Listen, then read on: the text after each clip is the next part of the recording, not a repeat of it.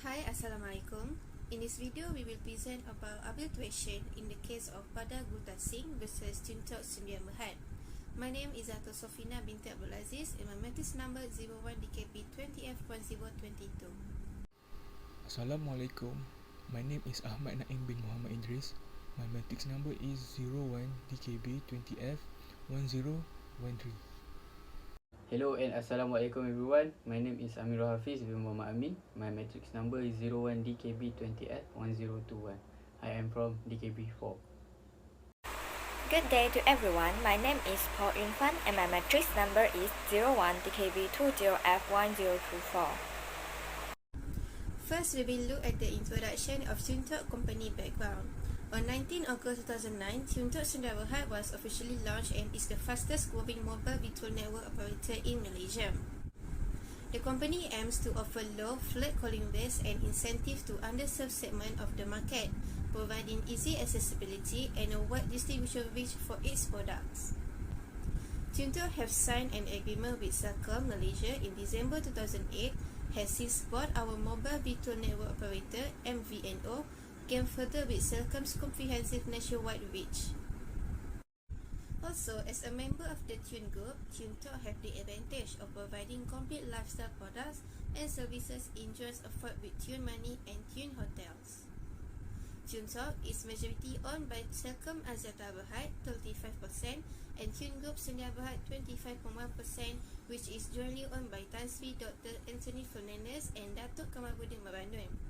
Tuntok is a licensed network service provider and application service provider numbering block section by the Malaysian Communication and Multimedia Commission. Now, I will pass this presentation to Amirul Hafiz. Thank you Izatul. Today, I'm going to present about issues. The shareholder of the company, Tuntok, were parties to a shareholder agreement. The shareholder and parties to the shareholder agreement were Pada Gulta Singh, Jason Law, Celcom and Tuntok itself. The shareholder agreement contained an arbitration clause. The plaintiff bought a sizable block of Tuntok share from other shareholders, Jason Law. Tuntok and the company secretary refused to register the transfer of share. This is in light of certain objectives raised by other shareholders, Celcom.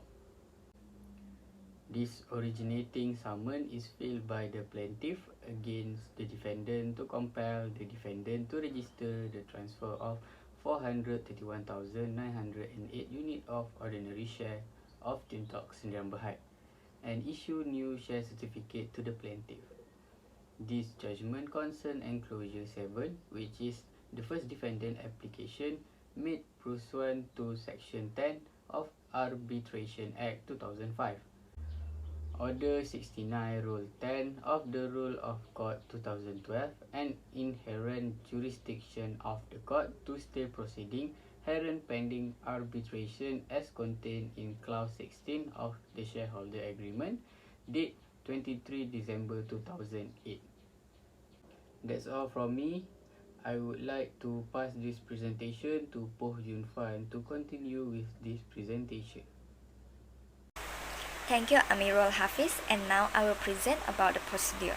The shareholders' agreement has some key terms. One of the terms is that no shareholder can transfer its shares in Tuntok to any third party without ensuring the third party makes a tag-along offer to all other shareholders. Another term was a blanket prohibition on the sale of Tuntok share to a competitor or to a competitor holding shares directly or indirectly in any shareholders. Up until 18 June 2021, Celcom Axiata was the registered owner of the 35% block of shares in Tuntok. On 18 June 2021, Celcom Axiata exercised its right under the shareholders' agreement to transfer the 35% of block of shares to its wholly owned subsidiary Celcom Mobile. On 21 June 2021, Axiata announced a proposed sale of its entire shareholding in Celcom Axiata to DG.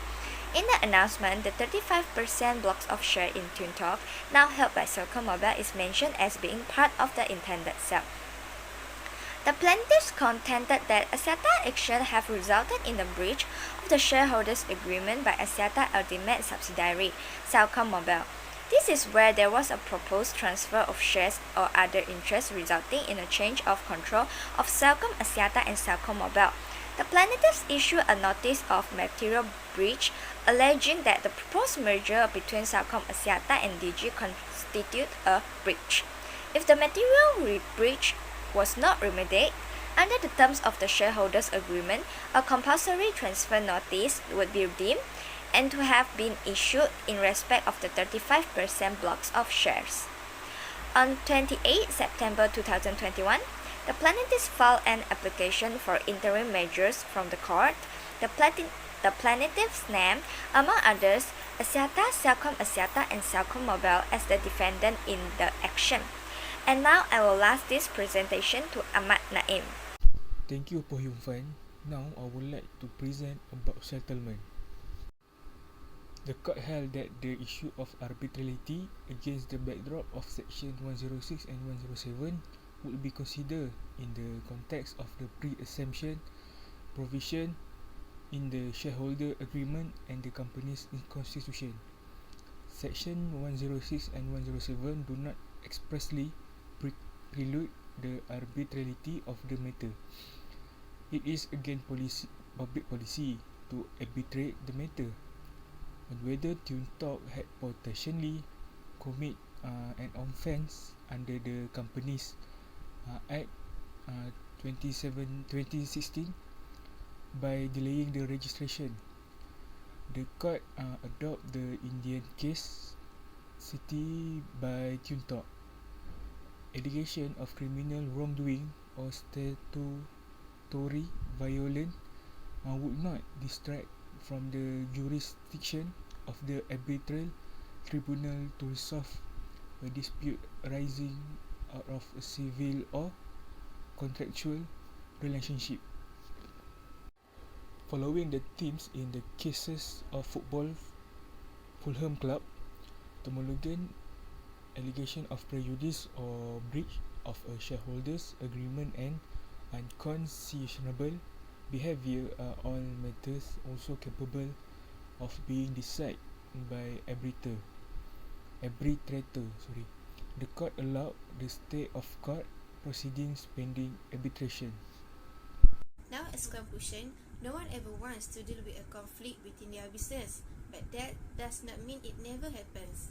Unfortunately, there are disputes between business partners all the time, and many of them would like to avoid going to court if they can. Luckily, there are some ways you can protect yourself from having to go to court in these types of situations. One of those ways is through an arbitration agreement. An arbitration can provide legally binding and peaceful final settlement for disputes. That's all from us. Thank you.